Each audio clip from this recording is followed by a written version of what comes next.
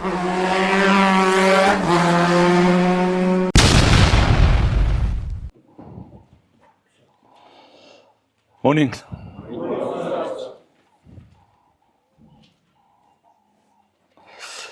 All right, go to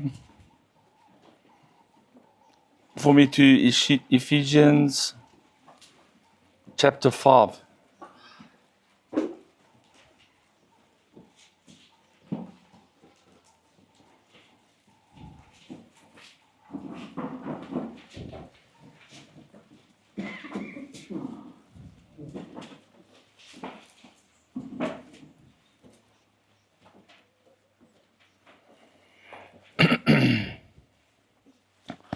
Okay, so yesterday I was speaking about, I spoke about a lot, but the thing I touched on again is, telling fibs, telling lies. And I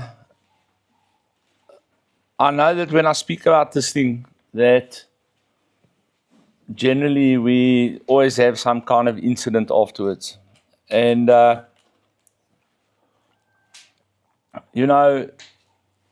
especially when I start saying things like, how invested are you in your recovery? How invested are you, bud?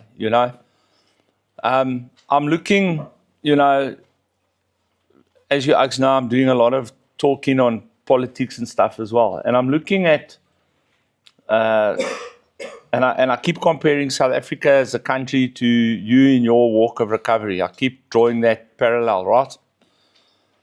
And I speak to a lot of people lately. My phone and my emails are going mental.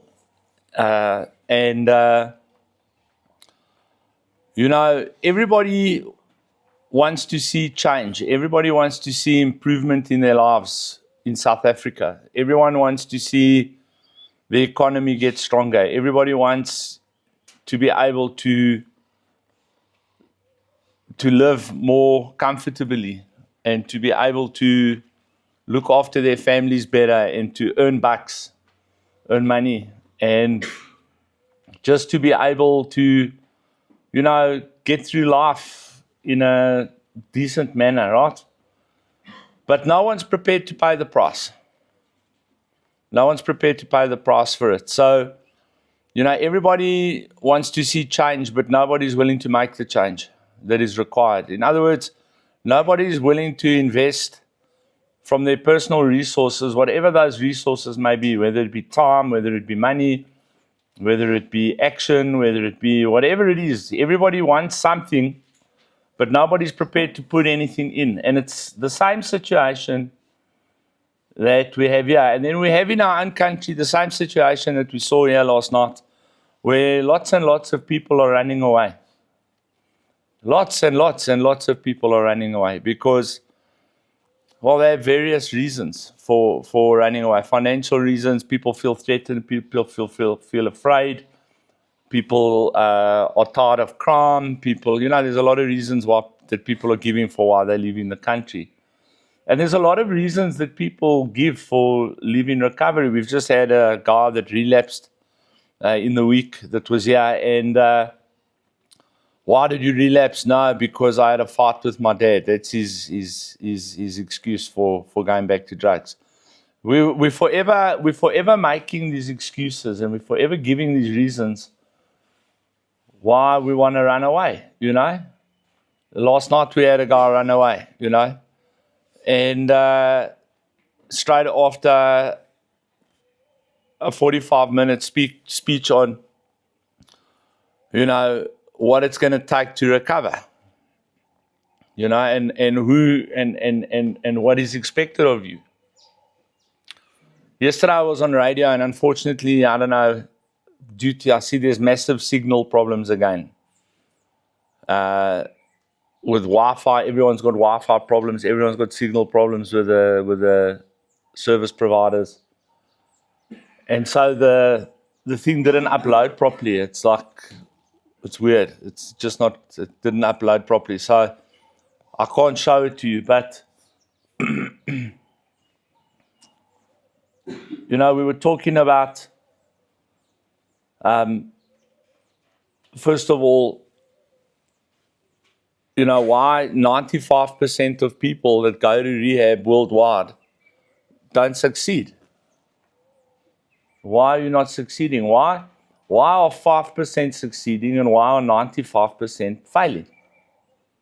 And then one of the big things that came up is that, I want to know here, who is under 25 years old? Put your hands up. 1, 2, 3, 4, 5, 6. All right? Under 25.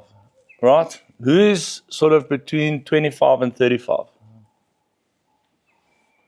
Okay, the vast majority of you, right? Okay? Okay? Put your hands up again. All right? Keep your hands up. How many of you are living in your own house?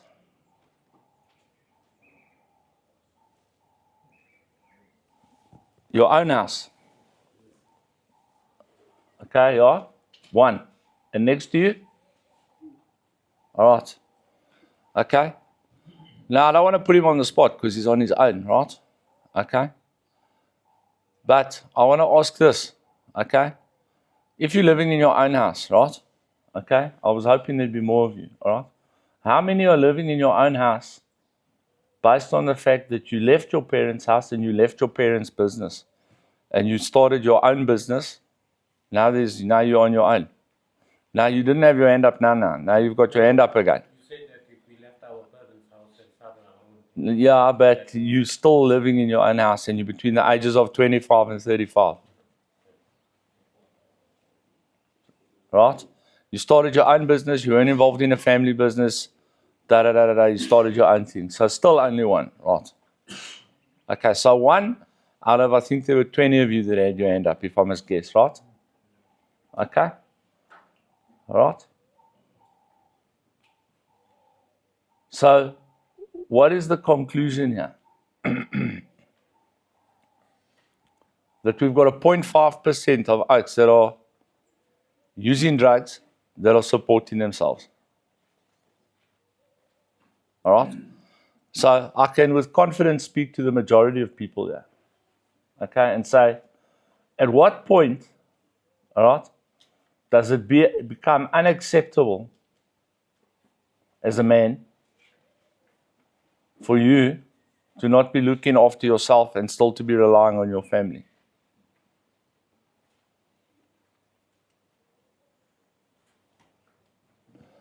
And this was one of the contentions that we placed before the people on the radio station yesterday, is that we have a seriously faulty, codependent, toxic mindset in the world today. And the mindset is that, generally speaking, there are individuals, as you've seen, there are individuals within communities that rise above the cream, right? Or are the cream at the top of the milk, all right? That don't subscribe to the status quo, okay? But what I'm seeing more and more, like in my generation, and you can go and speak to the guys from my generation, it was unacceptable. And I don't care what culture you come from, and I don't care what color you are. I don't care what religion you're part of. I don't care about your gender dysphoria or your sexual preference or whatever it was in my generation, right? When you got to a certain age, you left home. And we were lucky in this sense, in the white community, okay? In that we were forced out of home by military service. We had to go. It was forced on us. So when we left home under military service, when we went to the army, or like me, I went to the police, you were forced to become independent and look after yourself. And you were obligated to step into your role as an individual on your own, right?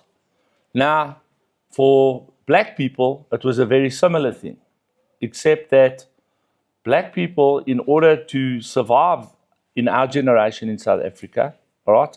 But we can go around the world, even where there wasn't apartheid, but I'll get to that now. Black people, the men, had to come to the cities and come and look for work, and were forced, in that sense, to learn how to be independent and obtain finances to look after their families, right? So they left home. They left wherever they were at home, and they went and sought out employment under that dispensation, but they were forced to look after themselves. They had to find a place to stay, they had to find work, they had to feed themselves, and they had to make enough money to send money home for their families. That's how it worked. It was as simple as that. Now that created its own issue, because we had a situation where many children in the next generations that came after that, which is about 2 generations now, that grew up in fatherless homes. In other words, they were raised by their moms, right? And that's a problem. It's a big problem, because men need to be, people just don't seem to understand the difference between men and women. A woman can raise a child and can raise a boy to become a man, right? But a woman on her own will never raise a man to understand fully what it is to be a man. You need a man to raise a boy. You need a man to take a boy fishing. You need a man to take a boy horse riding. You need a man to make a boy understand what his role is as a man when it comes to being a husband, when it comes to being a father, when it comes to to be a leader, when it comes to protecting his family, when it comes to protecting his community, what his roles and his obligations are as a man. Now, a woman's view of that is different to what a man's view of that is. It's not that women are unable to raise children on their own, but the way that women approach the world and the way that they think about the world is different to the way that men think about the world and approach the world. And men need men, boys need men to teach them the mindset of manhood. So that created an issue, because in a home situation with boys, the discipline factor that is received from a man, a father, is different to the discipline factor that is received from a mother. Now, in order to raise the boy correctly, you need the mother and the father. You need the softness and the emotional side of the mother to teach the boy the emotion and the softness, and to teach the boy how to try to look after his future wife. That's the mom. A guy generally gravitates towards women that are like his mom. And if the mom teaches him properly what is expected of a man from a woman, he will know that. But then the man's role is to teach that boy how to protect, look after, value his mother, and then through that, how to look after his wife. Now, you'll find in homes where men are abusive to their wives, and there's boys in that home, generally those boys grow up to be abusive to their wives. You can go and see it around the world. It's an unequivocal, proven fact that gender-based violence, all right, is greater from men who grew up without fathers, A, and B, men whose fathers were also abusive to their mothers. Fact, you can't get around it. Guys that grew up in a home where fathers respected their mothers, where fathers instilled discipline, when fathers instilled the value of and love of and care of the woman in the family, those guys grow up to be generally better husbands, better fathers, and overall better people and better leaders. It's a proven fact. You with me? So we have this situation now with your generation, this generation now, the 25 to 30-year-olds, where this mindset of manhood, and I speak specifically to manhood because we're men here, right? has degraded to the point where men sitting here believe that it is their intrinsic right to be looked after by their parents forever. They never ever step out of the role of being a boy. So we have men here in their mid-30s, or from the 25 to 35, that should already be men living manly lives. In other words, seeking out a mate, creating a career, building a life, that are still boys, emotionally and mentally, because they've never ever released themselves from the care of their family, and they themselves, as well as their family, believe that that is acceptable. Mothers don't want their sons to leave, and so they continue babying their sons, putting nappies on their sons, fighting their sons' battles. You know, do you guys ever watch that comedy series from back in the day, Everybody Loves Raymond? Yeah. Hey, have you guys watched that?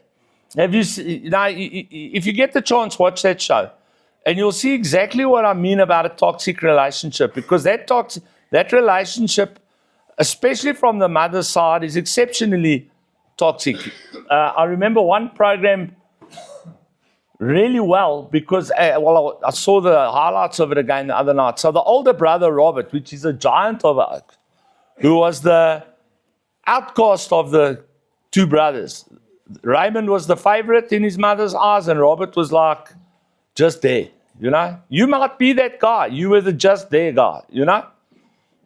I know that with my grandparents, I was the favorite, but with my mother, I was a bit below the just there guy, right? But this guy goes for an interview. He's a policeman. And he goes for an interview with the FBI. He's looking to go up a level. And he gets there, and as he starts the interview, the director of that branch of the FBI, secretary, comes in and says, I've got a note here for you, and it's urgent. And he starts reading the note. And the note is from Robert's mother. Hello, Mr. Director. You know, I just want you to know that Robert is really a good guy, even though in his life, and she starts going into this personal issues as a child, explaining to this director why he didn't function properly as a kid, and, you know, as a mother, this, and, you know, like really just ridiculous. Like literally, the letter overtakes the entire interview. His mother trying to manipulate this FBI director into employing this guy and not allowing this guy to be who he is in order to get the job. And ultimately, he doesn't get the job because the FBI guy obviously thinks, you know, how am I going to have a free-thinking FBI agent when this guy's mother is doing all the running around for him and interfering in his life constantly? And we see it here every day. Yeah. We hear it from your mouths here every single day. I'm leaving. Right? That's the main one we hear here. Okay. But these are the reasons why you shouldn't leave. X, Y, Z, J, K, L, M, N, O, P. Right? We give you. Then the next thing we hear out of your mouth is, I'm a grown man. I can make my own decisions. And I've decided I'm leaving. And we go, okay. And then the very next words out of your mouth, find my mother. This guy that left here yesterday is a perfect example of that. His entire life has been provided to him by his mother. Everything he has, and they're exceptionally wealthy people, so that you're aware, right? Okay? On the phone call last night, he tells his mother, I never want to hear from you. I'm leaving. I'm doing my own thing. I don't need you. I don't need your home. I don't need your money. I don't need anything. I don't blah, blah, right? Giving her all the gears, right? She tunes him, you must stay. He then absconds. He goes to the businesses. He gets a phone there. Who does he phone?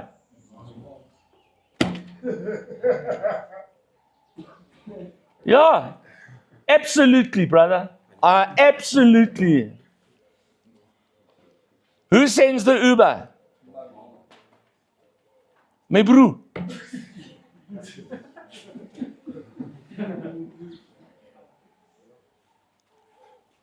Where's he now?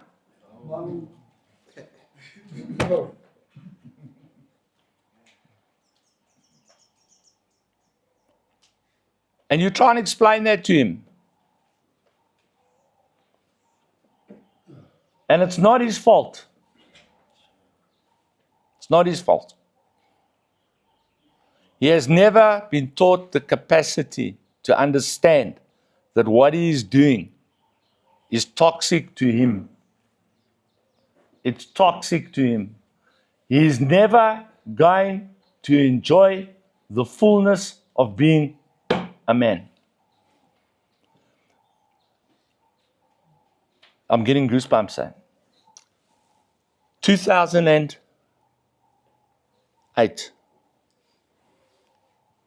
China, I relapsed. But I relapse, buddy, on a different level of relapse, okay? You know those suicidal relapses? This is it. I'm ending it. While I'm high, I'm driving to my friend's father's house, right? And I have a spiritual experience. I can't tell you exactly whether it was the devil or I don't know, but I just break down in absolute. Listen, I don't think I've ever been that distraught in my life, okay? I'm sitting in traffic. I'm smoking rocks still. But while I'm smoking the rocks, the tears are rolling down my face like this. I'm crying. You know when you're sobbing that you cry. You can't get air. And I end up at my China's dad's house because he was always good to me. You know what I mean? He never understood the issues, but he was always good to me. And he was an elderly British man who was involved with a young black attorney. Okay? Who was also a great chick. I actually became very close to their family. And obviously now they calm me down and they give me a cup of tea with lots of sugar and, you know, all of that. And the next day they say, just stay here, we're going to work and all of that. And I'm in a mindset, you know, I'll never steal from those people. Never. And I write a letter to my wife and to her daughter. And I say this, you know, that I want to be at a point in my life. The thing that it's not even the drugs that's killing me. It's not even the drugs that's destroying me. What is really breaking me is the fact that as a man, I'm relying on my wife and her daughter to support me emotionally, to support me mentally, to support me financially. Even though I was running a very good business at the time, the business was based on my wife's connections. It was through her connections and through her stability in that industry that I was getting business. So I can make the claim that I built an aluminium business and a glass business and I was making tons of cash. But the reality was that that business was based on the fact that my wife was an executive in that industry. And I would never have got 15 meters ahead in that industry without my wife using her connections to send me work to help me build this business. That's why I asked that guy that question. You with me? So I can claim I built it because I did the physical labor. I went to the sites. I did the measuring.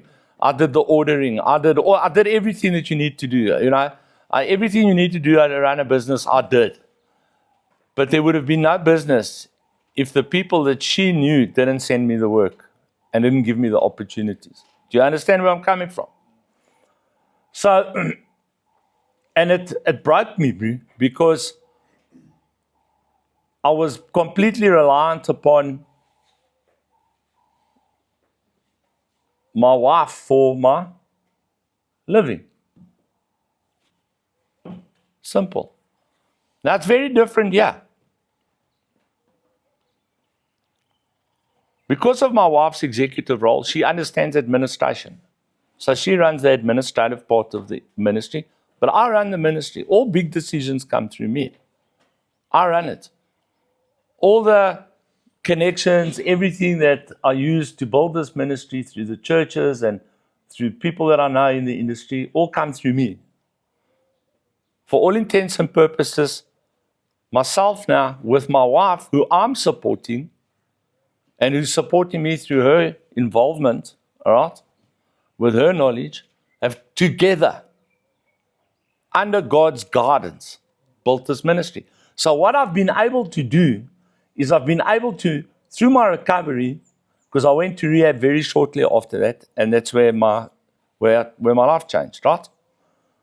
In rehab. That's what I'm saying to you. Your life can change in rehab. Rehab can be a very, very good thing for you if you have the correct mindset.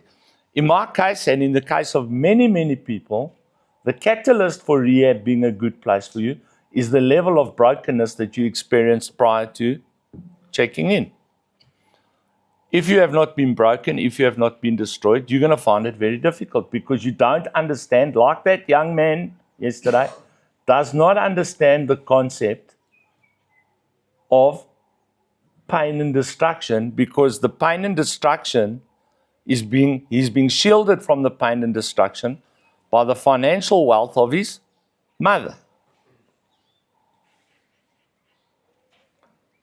And like I stated, I'm repeating it for effect, due to that, he will never find out what it's like to be a man and carry your own burdens, which is what it is to be a man. A man's job is to carry burdens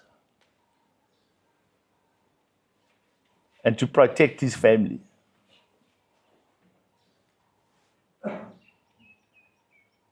This generation seems to think that it's a man's job to be fashionably accessorized, is the best word, and to look like some kind of a rap star, and to speak with all the slang of the day in order to appear like he's some kind of a superhero, while doing that at the expense of his parents.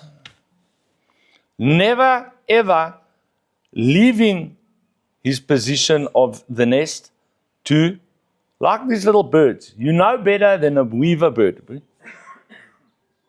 Because a weaver bird leaves his nest, makes a nest, he's got some chick that doesn't like the nest, she tears the nest apart 50 times, he's got to rebuild it 50 times, not because it was a cuck nest, just because she's full of cuck. That's what it is to be a man. And you will never experience that. You will never experience what it feels like, which I've experienced now, and it's the greatest experience that I've experienced in my life, all right? What it's like to go from zero and to start building something brick by brick, and to get to a place where you never finished building it. You're always building it. But to get to a place where I come down this road and I drive in this gate, and the Holy Spirit says to me, look what we've done.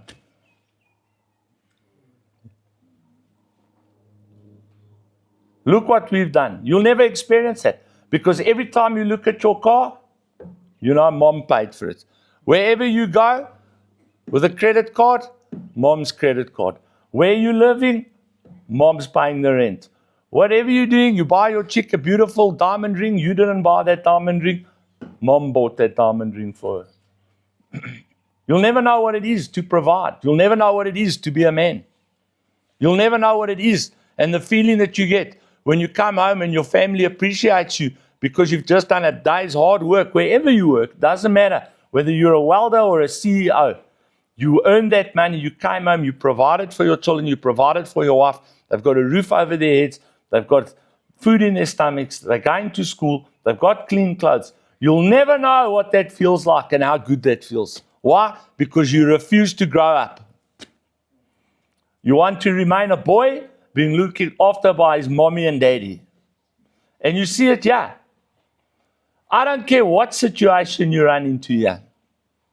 I don't care what situation you run into here. Whether you're in a fight with another guy, whether a staff member is treating you unfairly, whether you're being bullied by somebody, whatever it is, bro,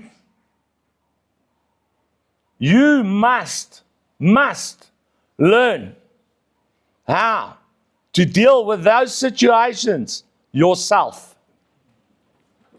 Regardless.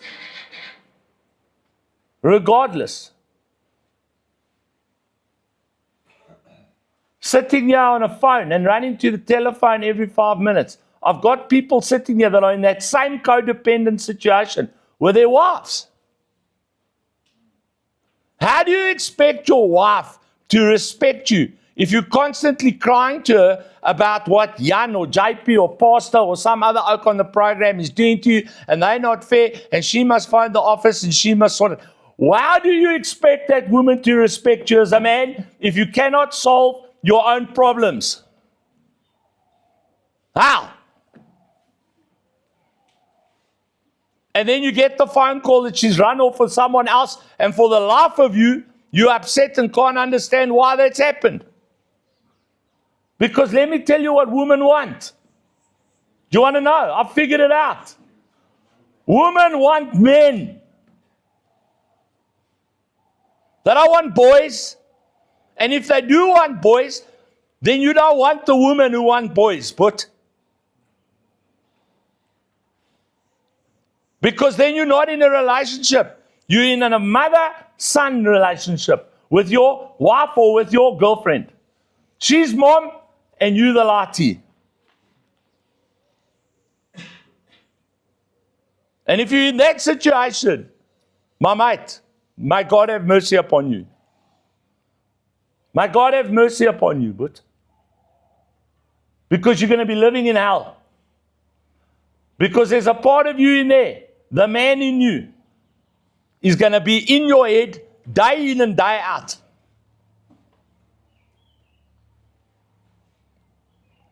Because all you've done is replaced your mom with a surrogate mom.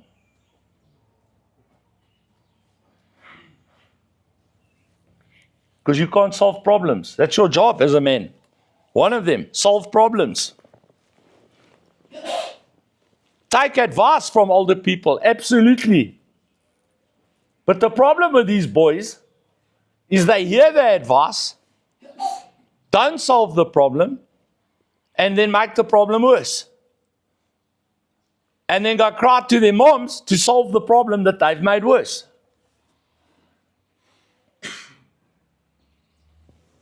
You want to be a man, right? Lekker. You decide to take drugs.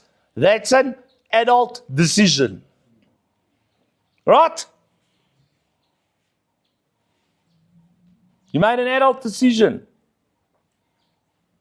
It's actually a juvenile decision, but for the purposes of this argument, you made an adult decision. You know why I say it's an adult decision? Because all of you here are over 18.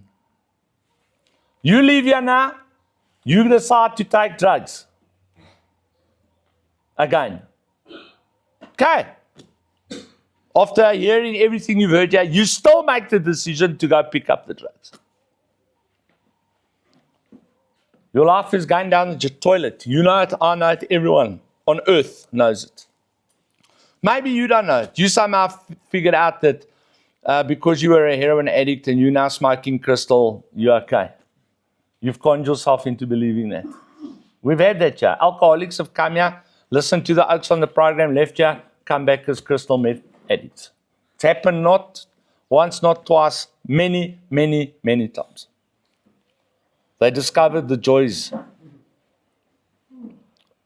Sorry to bore you, bro. You're welcome to go work in the garden while I talk. If you're really looking for something to keep you busy.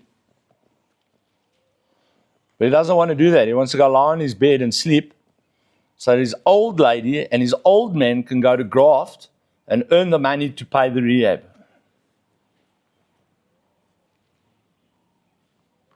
Because he's a man. He's told everyone here he's a man.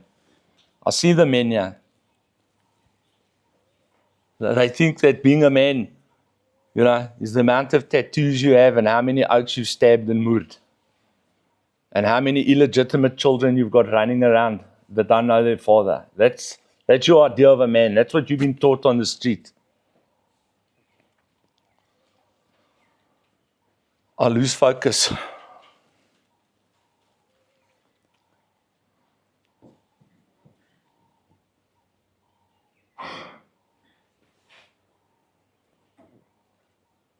I see these men. I watch TV shows all the time of these men. They meet a woman. They have children with this woman. They can't live up to the expectations of being the father and the husband. And they just disappear. They run away. They run away. Then you got these other oaks.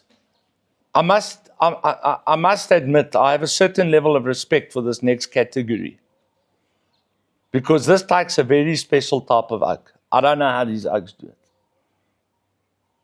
The oak has got an entire family in Cape Town. He's got an entire family in Johannesburg. He's got an entire family in Bloemfontein. And all three of those families think they're the one family, they're the only family. And he manages to maintain all three of those families without any of the other families finding out that that's what's the case. There's oaks like that, but I know oaks like that. I personally know 2 oaks like that. Obviously, we're on camera, I'm not going to give their names. But a lot of my friends' wives are going to see this on Facebook and they're going to go like, what? And the innocent oak is going to catch the rap. Because she's going to be like, but this oak's away on business trips all the time. And he's the innocent oak. You know what I mean? He's really away on business trips all the time. He's really pulling his move. And he's going to come home and she's going to tune, I saw Pastor Dave. Who are these other biatches? How many children have you really got? I don't know how they do that. I don't know how they, a triple life. But the one oak, to be fair, is a double life. But I know one oak for sure, a triple life. And I used Joburg and Cape Town and Bloemfontein because the guy is not in the country. He lives overseas. He lives in the States. So the families I'm talking about are spread out across America. But, and I don't think I don't talk this. I can say to him, bad. Come on, man. I don't speak to him often. I speak to him now once every 3-4 years. And I say, how's it going? He's still going great. When I get sick of one, I go somewhere else. When those kids drive me mal, I go to those kids. Then I love them more. Then I love them to the point, then I go to the next ones. And when I stop loving them, then I go to chapter 1. And they range in age as well. The first kids are like teenagers going into their 20s. The next ones are coming into adolescence. And the next ones are like kids. But, I'm like, yeah, my butt. How much money must this like earn, Because they're living lekker. They all got houses, Everything's sweet. It's insane.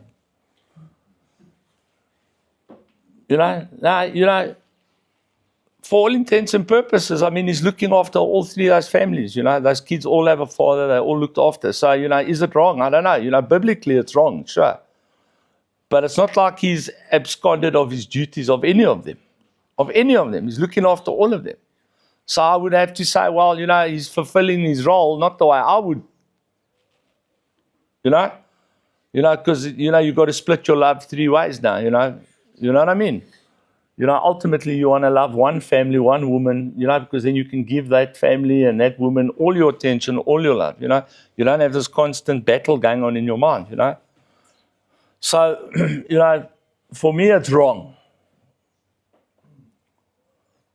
But these guys that, all of a sudden at the drop of a hat just decide, they're not happy with this chick anymore and they just disappear, my brute. And if you look at your situation, I'm speaking specifically to your situation. I'm telling you, any woman that stays with you is crazy. She's crazy, but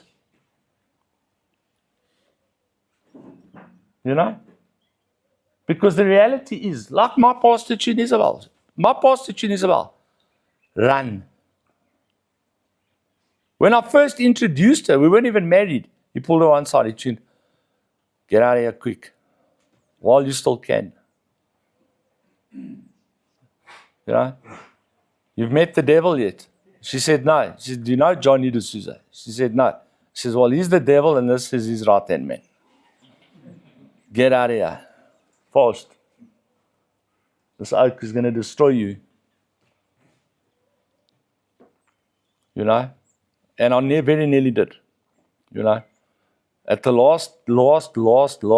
But she's a special chick, bro. She managed to hang in there. And I was fortunate that my light switched on just in time. But as a generalization, don't use me and Isabel as an example. But when I look at the statistics, the chance of that chick having any kind of a life with you, 5% the stats say. 5% chance, but there's a 95% chance you're going to continue in your addiction until you die. 5% of you are going to manage to pull yourselves out of that thing and be able to provide for this woman at the level that is expected as a man. So when a woman comes here, we always fight for reconciliation and restoration. But the reality is what are our chances of having a successful life with you based on your track record? Let's have a look at your track record. Let's have a look at your track record. The quickest way for me to make you understand this, right? If you were at work right now on Wednesday morning, it is Wednesday today, right? If you were at work this morning on Wednesday morning, working your gut off, getting fluked by your boss because you didn't manage to do something and a client is climbing down his throat, and you innocently forgot, innocently this time, you weren't making kak, you're a good worker, you're a responsible person, you committed to your job, you're at work on time every day, and today you're just having a kak day, and you're getting fluked and that, and at the end of the month, you're earning, let's say, 30 grand, all right? Because you got a relatively good job. You know what I mean? 30 grand is, you can survive on 30 grand. You're not getting rich off 30 grand, but you can do some stuff. You can own a car, you can pay your rent, you can buy your graze, you can give your kids a couple of things, that's you, bro. You're staying at home, you got someone that takes your kids, or you take your kids to school in the afternoons, they're in aftercare, you come home, you pick your kids up from school, you get home, you cooking dinner, you as a man, right? Because your wife is a drug addict. And every couple of days, you got to go fetch your wife from some trap house where she's stealing oats for crack money. What? Or doing the things that you do. Right? And you want to keep your marriage together. You love your wife, but you love her. You've got kids with her. You love her. Yeah? She's your wife. But this has been going on now for 4 or 5 years. Some of the people sitting here 10 years. Some oaks sitting here 20 years. You see the grey oaks sitting here. They didn't get grey and get here because this happened yesterday. But this has been running on. Right? Cheating, stealing, lying, not working, not contributing. Right? Now this is your wife that's doing this to you. And you get your 30 grand, and somehow out of that 30 grand, you now got to find an extra 7 grand to pay a rehab every month. And then you got to find tuck shop money. And then you got to find one-way money. And then she smokes. You got to find cigarette money and vape money on your 30 grand. And you still got to look after your kids. You still got to pay the rent. You still got to get to work and back. Your boss is giving you shit. And then you think, hey, tonight's my phone call with my wife. And you phone and the first thing you hear is, I'm not happy with this place. These people, I'm a grown woman. I don't have to do this. If this, if that, if the rest. I'm going home. And in the last 2 weeks, you've realized how tit it is without her there.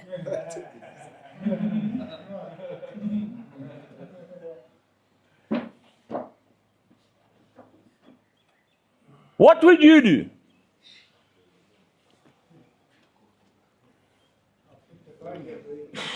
Put the phone down. Is that it? And how long would you put up with that? How many years? You'd put up with it for years. Not even days, but I'm telling you. Now I'm going to hit you with a baseball bat. I'll set you up. You know why? Because women are stronger than us, emotionally and mentally. The only place we're better than them is with logic and physical strength. In every other area, right? We always tune Aksha. Oh, I'm going to be rude now, camera. I'm going to be rude. These words shouldn't come out of a pastor's mouth, but I have to use them because this is the language these guys talk. And they'll understand me, and you'll understand me, right? When you see a guy that you all decide is weaker than everyone else, what's the name you give him? He's a what? He's a pussy. Really? Okay? All right? And what is the male part of the anatomy that is equivalent to a female's private parts? Testicles. All right, so let's get a chick and you. You kick her there and she kicks you there and see which one's tougher.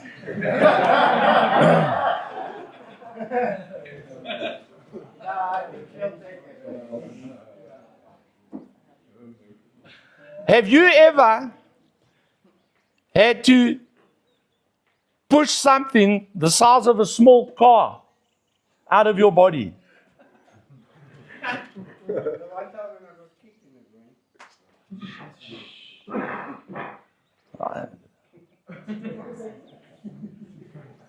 Sometimes I understand why moms love their sons. Because they know if they don't love him, no one's going to love him. He's on his own. That's why they call him son, because he's so bright. You know, boys, when your mom says you're the brightest, you're the best, you're the greatest, you're the most wonderful, you got the best body, you're the cleverest, you're the best soccer player, even though you've only ever played D-side in standard 2, all of those things. Mom is just trying to make you feel better about yourself. But I want to tell you, she was lying to you. She was lying to you from a place of love. It's not true. If you were all those things, you'd be Elon Musk while playing for the Springboks and figuring out, I don't know, quantum physics, but whatever it is, and modeling for GQ magazine.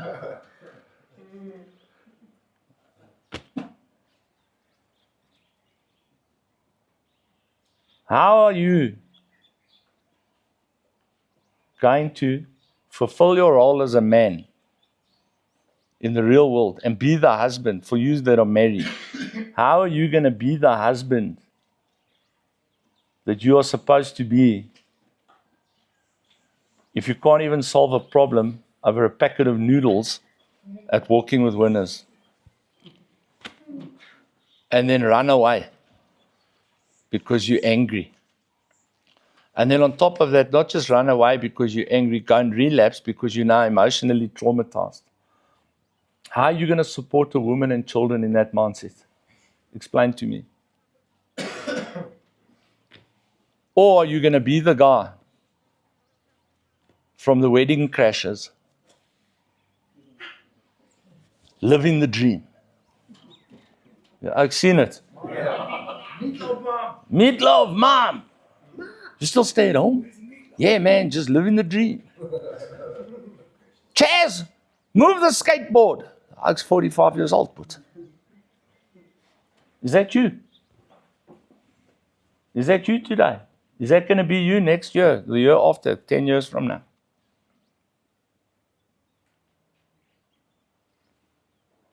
You've got to ask yourself, dude. You know? And if that is you, understand, you'll never get off drugs. Because you'll always look in the mirror and know that you're less than what you're supposed to be. And that will drive you to a place of self-condemnation. And the self-condemnation will seek relief. And the relief, you know where to find the relief already. I know that you know where to find the relief because you've been relieving yourself in that manner, many of you, for decades already. Now, how do you become a man? Where's the manual? How to be a man. That manual has been around for 4,000 years in its old form and an extra 2,000 in its new form. This book, the Bible, teaches you many things and principles about being a man. And one of the first things you've got to understand about being a man is that those natural things that I explained to you are only a portion of what is actually going on.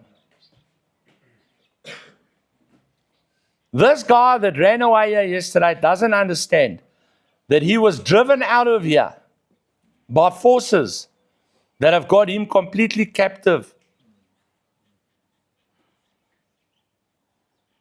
By driving him to the things that he thinks are important in life. Material luxury, money, the lust of the flesh, the lust of the eye, and the pride of life. Whereas a man understands that he is under a spiritual commitment to look after the family that God has entrusted to him. In other words, while you are fighting the natural battle, work, kids, some are giving you kak. The kak we have in South Africa where we don't know what's happening tomorrow. The uncertainty, the insecurity, those natural things that you have to deal with and come home and put a smile on your face and make your kids and your wife feel safe. And it's like, hey, did you see the news? This, that. Don't worry, babe, it'll be all right. You know what I mean? You're not contending with all of that. Being a man, bro. Telling her it doesn't matter what happens, I'll protect you, I'll make sure that we're okay. You've got to deal with that. But at the same time, you've got to deal with the spiritual side, which is the chick at the office that's built like a rocket, that's coming onto you and offering you something better than what you've got at home. No responsibility. Free sex whenever you want it. Da-da-da-da-da. The devil puts that thing in front of you. Your eye sees it. Your eye lusts after it. Your brain starts dwelling on it. You start thinking about it. You start figuring out ways how you could get away with it. And then you do it. And then what happens? You're in a trap. Now you're living a dual life. Now you're lying to your wife. You're making plans to see this chick. You're buying her gifts. You're telling your wife you're out with the boys, but you're with her. You understand what I'm saying? Now you're in the spiritual trap, but you've been caught. And that's the spiritual battle that we talk about, where the devil wants to come into your life and corrupt everything good that God has set out for you. And he's done it to you. He's already done it to you. How much manipulation, deceit, and lying have you been engaged in order to continue in your lust after drugs, sex, and the good times? Think about it. And then tell me you're not in a spiritual trap. You don't like lying to your mom. You don't like lying to your wife. You know you're doing wrong. You feel cuck every time you do it. But the devil has got you here in your mind. If they find out, you know the devil is a tricky bastard, eh? You know, it says he's the most. You know that Allah and the devil call themselves the same name. The highest deceiver of all deceivers. Did you know that? Jesus says the devil was a liar and a murderer from the beginning. And when he speaks lies, he speaks his native language.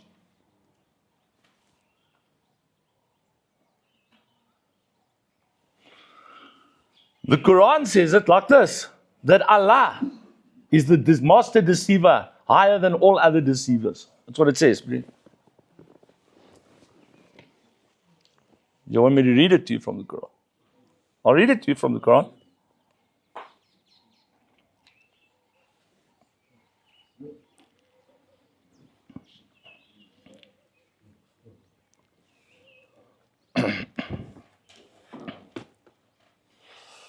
Quran, Surah 354.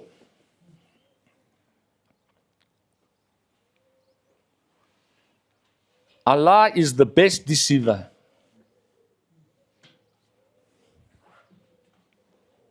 I want to find it.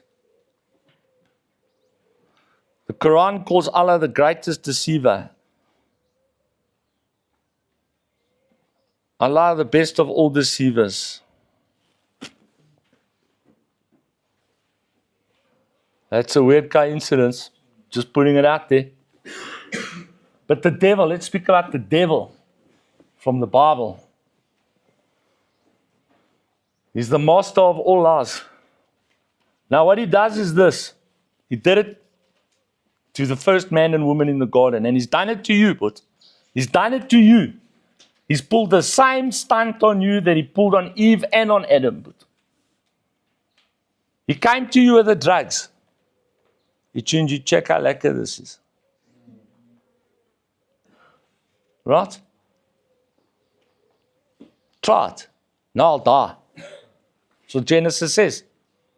No. God said, if you touch this stuff, I'll die.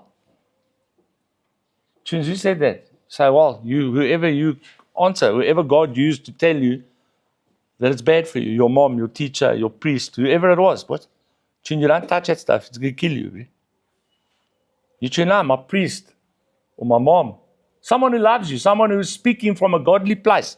People who speak in love speak from a godly place. I said it'll kill me.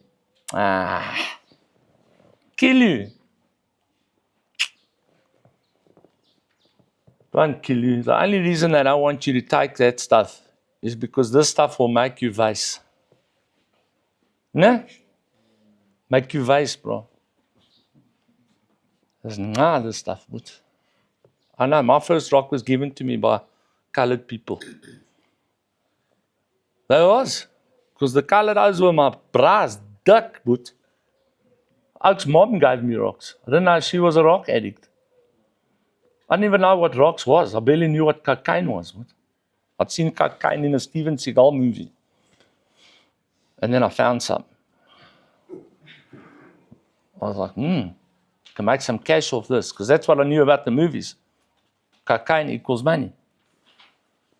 So I went to go sell the cocaine instead of handing it in at the police station like a good little policeman. I thought, this is going to make sure I have a proper joll at Bellinapoli tonight. And it did, except the joll didn't stop for 20 years. And then it stopped being a joll. You see, this is what I'm telling you. This woman said to me, listen here, have you tried this before? No, it's bad. It's not bad. It's not bad. It's good. Try it. You'll check how good it is. You know what? Then I tried it. Guess what? Huh? You know what happened to me? Exactly what Genesis said was going to happen. My eyes opened. Big boots. Just as I stayed open long. The problem is then I was so big, I was looking for things that didn't exist. Right? Crawling around on the floor. Smoking, bad boots. Just smoking candle wax and cockroaches and all kinds of cuck. So anyway, Vim. Yes, just put anything. If there's a white spot, I promise you, got put on the pipe, and then you hit it and you're like, ah! Now my scratches ruined and my gauze is sucked. But anyway, check this out, boet. So, this is how it's been watching me. There's like some cameras in my house. I knew they were there. I knew they were there. So anyway, he promised you something. He gave it to you. It did what he said it was going to do. Your eyes opened. You experienced something different. All right? It was fantastic the first time you tried it. Remember, it was unless you're on heroin. Heroin addicts, you have my utmost respect because you understand commitment. You understand commitment. It's like a cigarette smoker. Remember that first smoke you flip and smoked in like standard 4? It was lekker, eh? Do you remember the first time you got drunk? Did you catch? Lekker, lekker. But you went and got drunk again. Why? Hey? Do you remember the first time you ever took a sip of like brandy or whiskey? You went and snuck it there at your dad's bar. Hey? You checked all the toppies are drinking this shit. You know, I'm going to try it. Would you open the thing? I'm telling you from my own experience. Eugene, woo. And then you took a big gulp. And you couldn't breathe for like 10 seconds. And it tasted, you know, if brandy is so tasty, right? Why are you mixing it with Coke? To make it go down, but that's why. Why does a beer only taste lekker after like the second or third one? You know what I mean? That first beer, you like your first beer? Well, you better stop, otherwise you're coming back here. You better stop liking your first beer. I don't even drink non-alcoholic beer because I can't stand the taste. Since I stopped all that stuff, I just cannot stand the taste. Like Lanka the oaks that we ride dirt bikes with and that. You go riding and then all of a sudden the oak will vanish and then you get that smell. You know that Zol smell, The oak is there behind the bush hitting a quick flip and skife, Then that smell drifts over. I promise you, bro, I feel physically nauseous when I smell it now.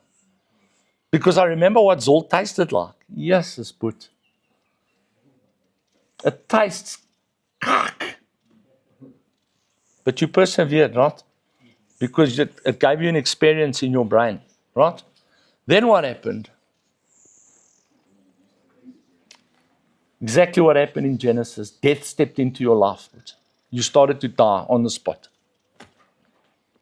Because that thing became more important than anything else in your life. If your wife, your mom, your dad, and your kids were more important to you than drugs, you would not be sitting here today. My wife cried to my pastor. She said to my pastor, Pastor, if he was having an affair with another woman, I could make a plan because I can compete with other women. They don't scare me. I'll take on any woman, on any level, intellectually, no matter what. I'll win him back. I can fight there. She says, but how do I compete with a chemical in a bag? He's having an affair with this chemical. He wants to spend more time with this chemical. He's forever not at home with me because he wants to be with this chemical. How do I compete with that? How do I fight that? And he said to me, there's only one way you can fight it. You got to pray and ask God to intervene because you're involved in a supernatural fight, not a physical one. You're involved in a spiritual war, not a physical one. And that's what I want you to understand today. is that you are in a spiritual war over your spiritual life, your physical life, your spiritual death, and your physical death. If you die physically and you're dead in the spirit, you are going to stay dead and separated from God for eternity. If you're spiritually alive and die spiritually alive, you will live for eternity with God. This is the battle. The devil is using this stuff to separate you from your relationship with God. And while he's doing that, he's separating you from every godly relationship, all right, at the same time, while corrupting every other godly relationship in your life. So he'll separate you from your wife and he'll corrupt the relationship with your parents. Or he'll separate you from your parents and he'll corrupt the relationship with your wife. He'll separate you from your wife and corrupt your relationship with your children. Have you noticed that since you became a solid addict, no one wants to be around you? Have you noticed this? Do you know when I noticed it? When I said to my friend, yeah, the way you treat me is why I pulled away from you, Oaks. And he looked at me like this. He said, are you sure you pulled away from us? Do you know what that felt like? Because no one had ever said that to me, and I'd never even ever thought of it in that way. It had never entered my mind in that way. I was this hero that had decided that I'm not moving with these Oaks. But I was, and they're highly successful men, eh? Highly successful. Because I didn't smoke the way they lived. You know, I didn't smoke the fact that they had Ferraris. They had Ferraris. And M6 BMs and Range Rover Sports. They were making money hand over fist. And they were really stupid Oaks going to work every day, you know. And they were always hanging around with each other. And, you know, those Oaks drank. Yeah. Unlike drinkers. Unlike crack smokers. And then I looked at where I was living in my life. In and out of these ratty apartments, in trap houses, in Bertrams. And then I started to think about it. But it was them. They pulled away from me, bro. Because they didn't want to watch me live like that. And they don't want to be around. I'm going to say it straight out. Scum. Scum. You're in a spiritual battle. And on that, I'm going to close with the scripture. Ephesians chapter 5. How long was I busy? Ooh, long. Sorry, gents. But I had to get the point across. And the scripture is clear. Finally, be strong where? In the Lord. And in His mighty power. Put on the full armor of God. So that you can take your stand against the devil's schemes. You've been caught by a scheme, dude. This is the hardest thing for people to admit, is that they've been caught out, they've been conned, they've been schemed. Because there's nothing worse for a streetwise oak to be handled by another person. You know it. Hey? When you go, like I'll give you an example quick. You go, you steal, right? You pull a move. You get cash. You go buy the drugs. You got the drugs. You come out of the drug dealer. There's 4 bras standing there that you hand over those drugs. They steal the drugs from you. How mal are you? How mal are you? You know what's making you mal? Because they outplanned you. Yeah. They outplanned you, but they outscallomed you.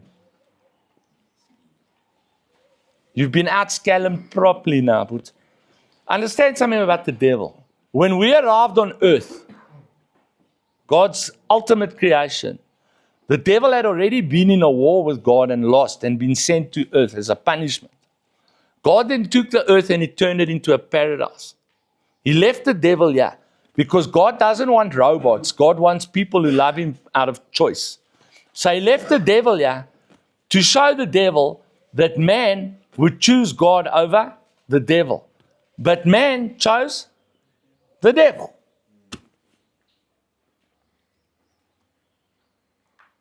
Like He's doing right here Right now, today, many are choosing the devil.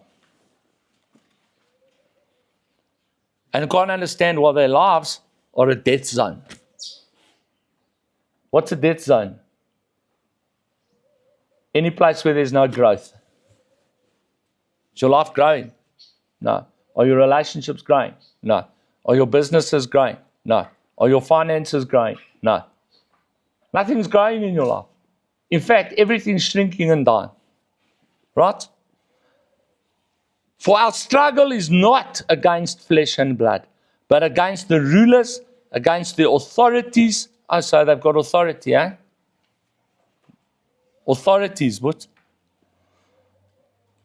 And against the powers of this dark world, and against the spiritual forces of evil in the heavenly realms. That's your war, bro.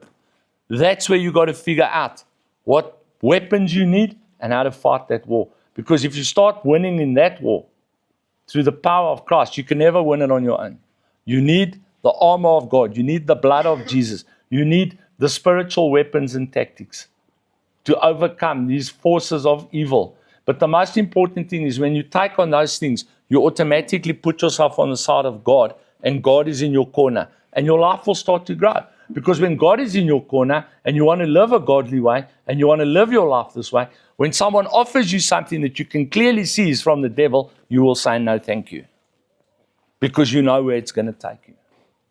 Amen. Amen. Have a lekker day.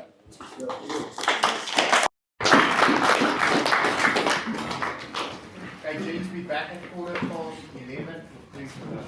And staff, get ready for